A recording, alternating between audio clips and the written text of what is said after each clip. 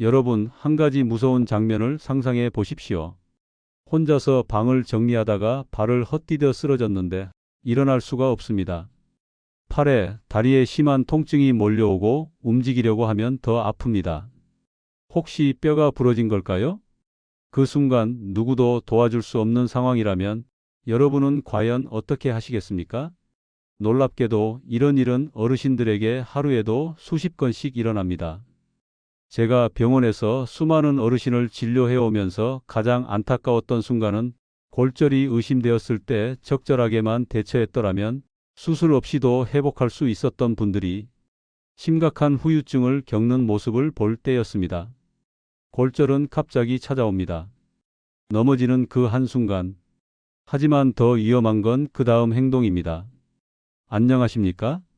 부산대병원에서 응급의학과 교수로 재직한 지 28년, 퇴직 후에는 전국 보건소와 경로당을 돌며 응급처치와 생존 행동 교육을 전하고 있는 이현석입니다.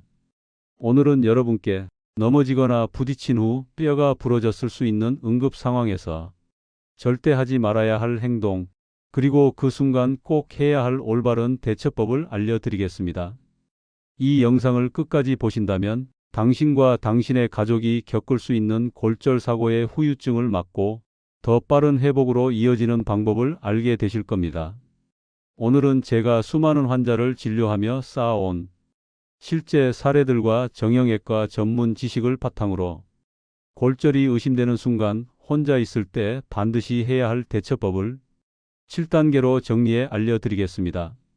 이 영상을 끝까지 보시면 단 1분 안에 할 수 있는 행동 하나로 수술 없이 회복할 수 있는 확률을 높이는 골든타임 대처법을 알게 되실 겁니다.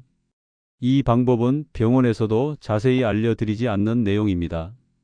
응급실에서 직접 환자를 돌보며 수없이 겪어온 경험이 있었기에 정확히 검증된 응급대처법만 엄선해 담았습니다. 지금 좋아요와 구독을 눌러두시면 혹시 모를 사고에 대비해 가족과 함께 이 중요한 정보를 나누실 수 있습니다. 여러분의 작은 준비가 누군가의 평생 관절을 지켜주는 소중한 실천이 될 수 있습니다. 그리고 끝까지 들으신다면 단순한 넘어짐도 작은 통증도 어떻게 다뤄야 골절을 악화시키지 않고 빠르게 회복할 수 있는지 정확하고 실질적인 응급 지식을 갖게 되실 겁니다. 특히 5번째 단계, 많은 분들이 모르고 지나치는 행동인데 이것 하나만 제대로 하셔도 2차 골절과 수술 확률을 절반 이하로 낮출 수 있습니다. 그럼 먼저 골절이 의심될 때 나타나는 대표적인 증상들부터 차근차근 살펴보겠습니다. 1단계, 움직이지 마십시오. 멈추는 것이 먼저입니다. 골절이 의심될 때 가장 먼저 해야 할 일은 절대 움직이지 않는 것입니다. 통증이 심하지 않다고 해서 무리하게 자세를 바꾸거나 일어나려는 순간 이미 손상된 뼈가 더 크게 벌어지거나 그 주위 신경, 혈관, 인대에까지 치명적인 2차 손상을 줄 수 있기 때문입니다.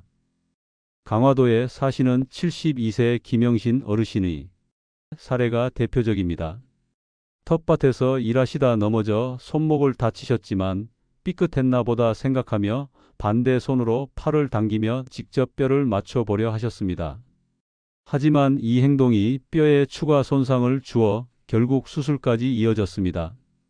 당시 그대로 멈춰만 계셨더라면 단순한 깁스 치료만으로 회복이 가능했을 것입니다. 2단계, 뼈를 맞추려 하지 마십시오.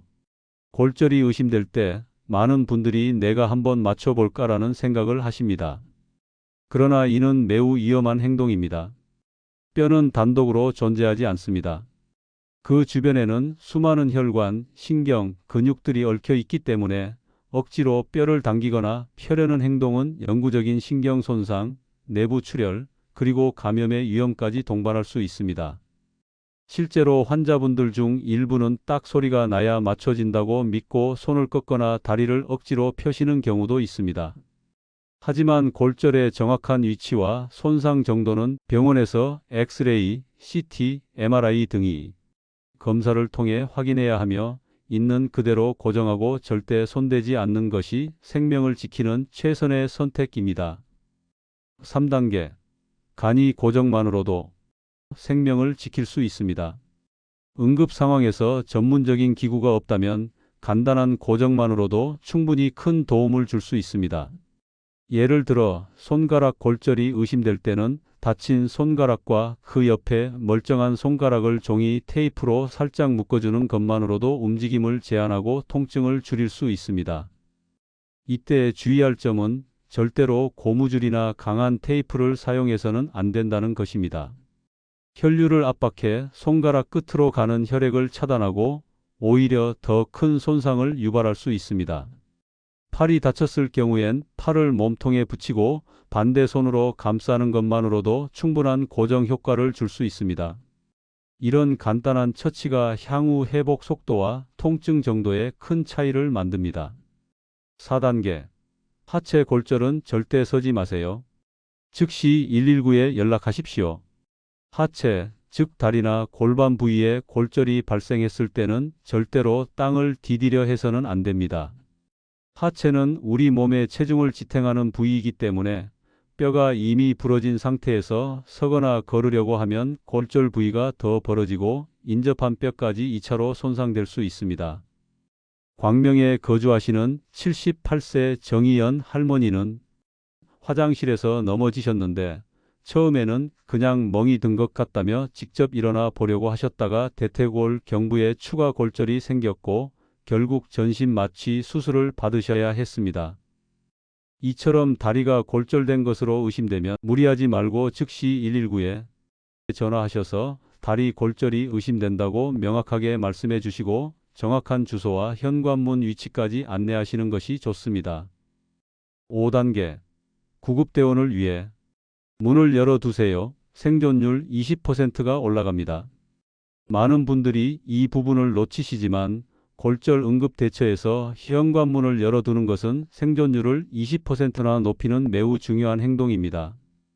남양주에 사는 79세 차준민 할아버지는 거실에서 넘어지셨지만 119에 신고한 후 디지털 도어락 번호 5379를 종이에 적어 문에 붙여 두셨습니다. 구급대원들이 도착했을 때 문을 열지 않아도 바로 들어갈 수 있었고 신속한 응급처치 덕분에 수술 없이 깁스 치료만으로 회복하셨습니다. 반대로 문이 잠겨 있다면 구급대원이 강제로 문을 뜯어야 하고 그 시간 동안 골절 부위가 더 손상되거나 생명의 위험이 생길 수 있습니다. 자, 이제 남은 6단계와 7단계 생존 행동법을 알려드리겠습니다. 특히 6번째 방법은 제가 정형외과 전문의로 일하던 시절 응급실에서 수많은 환자들을 진료하면서 꼭 강조하던 내용입니다. 눈에 보이는 것만 믿지 마십시오. 뼈는 말없이 신호를 보내지만 그 신호를 알아채지 못하면 회복보다 악화를 먼저 겪게 됩니다. 6번째, 단순 타박상으로 여겨지는 멍과 붓기 무시하지 마세요. 많은 분들이 넘어지거나 부딪힌 후 겉으로 멍이 들고 부어오르는 증상을 단순 타박상으로 넘기십니다. 하지만 실제로는 뼈 안쪽, 특히 손목 발목 갈비뼈처럼 얇은 부위에서는 엑스레이에도 잘 보이지 않는 미세 골절이 발생하는 경우가 많습니다. 인천 계양구에 사시는 74세 박지분 할머니는 손녀와 놀다가 손을 짚으며 넘어진 후 뼈는 괜찮아 보여서 병원도 가지 않으셨습니다. 그런데 멍이 2주 넘게 가라앉지 않고 손목을 움직일 때마다 뻐근한 통증이 지속되었고 결국 정밀검사 결과 미세 골절과 인대 손상이 함께 발견됐습니다. 조금만 일찍 병원에 왔으면 깁스만으로 끝났을 텐데 라는 주치의의 말에 박 할머니는 눈시울을 붉히셨습니다. 골절은 항상 뼈가 툭 튀어나오는 식으로 나타나는 것이 아닙니다. 때론 가만히 있어도 숨이 찰 만큼 피로하거나 손가락이 시큰시큰하거나 혹은 자는 도중 다리가 저려서 깨는 식으로 나타날 수 있습니다. 이러한 이상 징후가 10일 이상 지속된다면 절대 시간이 해결하겠지 하고 넘기지 마시고 반드시 정형외과 전문의의 진단을 받으시기 바랍니다. 마지막 7번째, 통증이 작다고 절대 안심하지 마십시오. 놀라운 사실은 많은 골절 환자들이 사고 직후에는 크게 아프지 않았다고 말한다는 것입니다. 이는 사고 직후 아드레날린이 분비되며 통증이 일시적으로 무뎌지는 반응 때문입니다. 그래서 심지어 다리가 부러졌음에도 나는 괜찮다며 혼자 일어나 걷거나 운전하다가 상태를 악화시키는 경우가 너무나 많습니다. 대구 중구에 사시는 72세 김태영 할아버지는 자전거를 타다 미끄러지며 넘어졌습니다. 처음에는 무릎이 조금 아프고 멍이 들었을 뿐이라며 그대로 집으로 돌아가셨습니다. 하지만 다음 날부터 통증이 점점 심해졌고 결국 병원에서 슬개골무릎뼈 골절 진단을 받으셨습니다.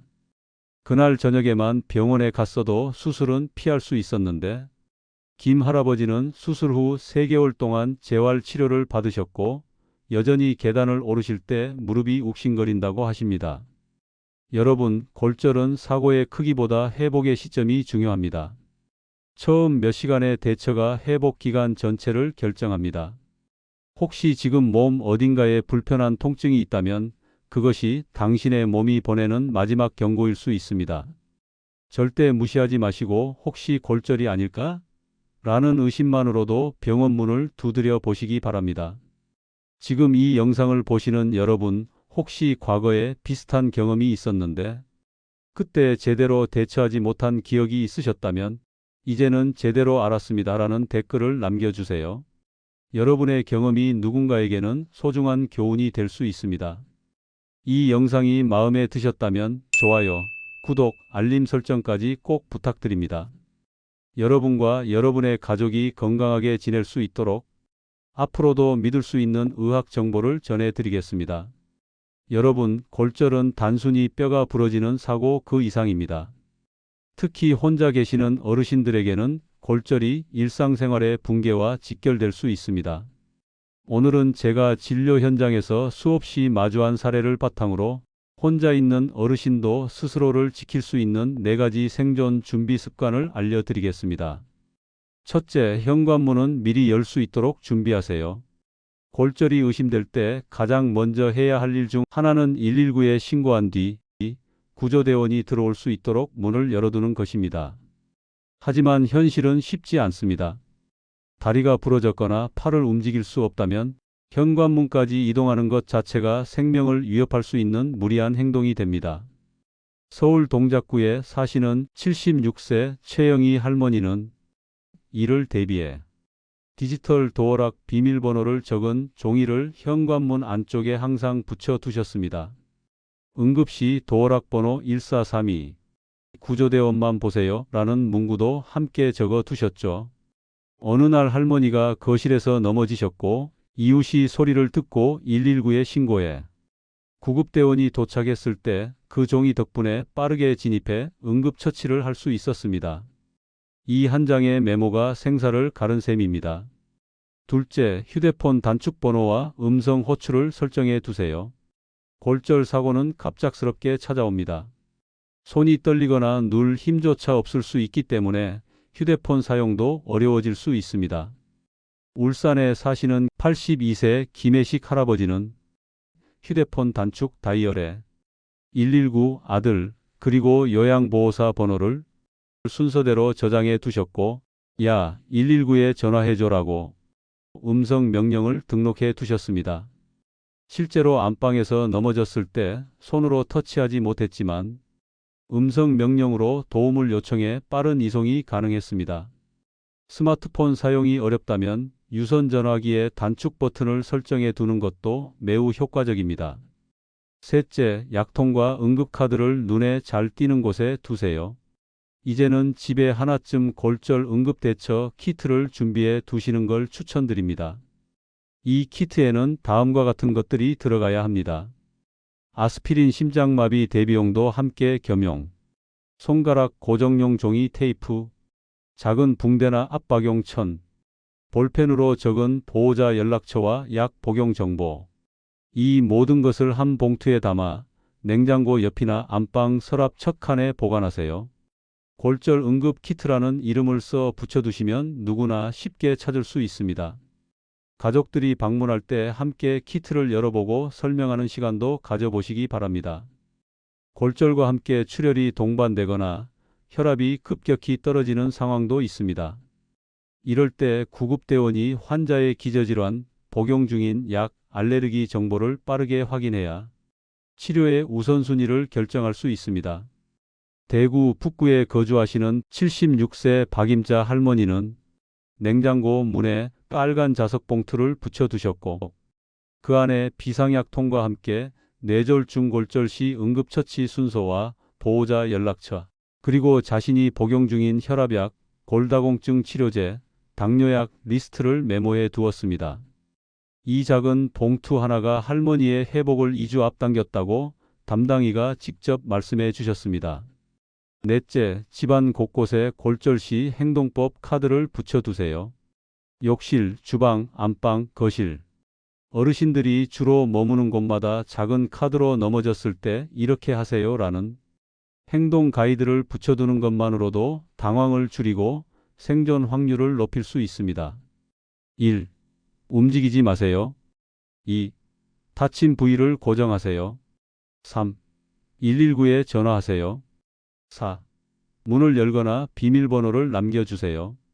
이런 내용이 적힌 카드를 보며 행동하면 실제 사고 상황에서도 덜 당황하고 빠르게 대처할 수 있습니다. 하지만 무엇보다 중요한 건 사고 자체를 줄이는 것입니다. 골절은 대처보다 예방이 우선이며 평소에 몸을 단련하고 생활 환경을 조금씩 바꾸는 것만으로도 그 위험은 현저히 줄일 수 있습니다. 지금부터 소개해 드릴 3가지 실천 습관은 작지만 꾸준히 실천하면 낙상과 골절 예방에 큰 효과를 가져올 수 있습니다. 첫째, 하루 10분 정도의 실내 스트레칭을 꾸준히 해보세요. 특히 골반과 허벅지 근육을 자극하는 동작은 하체의 균형 감각을 향상시켜 넘어질 위험을 크게 줄여줍니다. 의자에 앉아 일어서는 스쿼트나 벽을 짚고 다리를 천천히 드는 동작처럼 간단한 운동부터 시작해 보셔도 좋습니다. 둘째, 신발을 점검하고 바꾸는 것도 중요한 습관입니다. 미끄럼 방지 기능이 없는 실내 슬리퍼나 오래된 신발은 낙상을 유발하기 쉬운 환경을 만듭니다. 바닥에 잘 밀착되고 안정감 있는 미끄럼 방지 기능이 있는 실내화나 외출용 신발로 교체하는 것만으로도 사고 확률을 크게 줄일 수 있습니다. 셋째, 집안의 바닥 환경을 세심하게 점검해 보세요. 특히 안방이나 거실처럼 자주 이동하는 공간에 작은 턱이 있거나 전선이 널브러져 있거나 매트의 끝자락이 말려 있다면 쉽게 발이 걸려 넘어질 수 있습니다. 이러한 위험 요소들을 사전에 정리하고 치워두는 것만으로도 낙상 확률을 30% 이상 줄일 수 있습니다. 이처럼 생활 속 작은 실천 하나하나가 여러분의 관절과 뼈를 지키는 가장 강력한 보호막이 됩니다. 오늘부터 하나씩 시작해 보세요.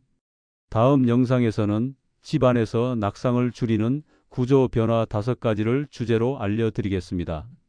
예를 들면 침대 옆에 고정 손잡이를 설치하면 아침에 일어날 때 낙상률이 절반으로 줄고 화장실 문 방향을 바꾸는 것만으로도 골반 골절을 막을 수 있습니다. 실제 건축 전문가와 함께 협업한 낙상 예방 솔루션을 소개해 드릴 예정이니 구독과 알림 설정 꼭 부탁드립니다. 골절은 순간이지만 그 결과는 평생 갈 수 있습니다. 오늘 말씀드린 7단계 생존법과 4가지 준비 습관, 그리고 예방 실천 팁까지 하나라도 실천해 보신다면 여러분의 삶은 훨씬 더 안전해질 수 있습니다. 지금 이 영상을 가족, 친구, 이웃에게 꼭 공유해 주세요. 단 한 번의 정보가 누군가의 생명을 지킬 수 있습니다. 그리고 댓글에 골절 생존법 꼭 기억하겠습니다 라고 남겨주시면 앞으로 더 많은 실질적인 응급 대처법과 건강 정보를 함께 나누겠습니다. 이 채널은 단순한 의학 정보가 아니라 당신과 가족의 생명을 지키는 실천 가이드입니다. 지금 구독과 알림 설정을 해두시면 다음 위기 순간에 가장 먼저 준비된 사람이 될 수 있습니다. 여러분은 혼자가 아닙니다. 준비된 한 사람이 가족의 안전을 지킵니다. 끝까지 함께 해주셔서 감사합니다.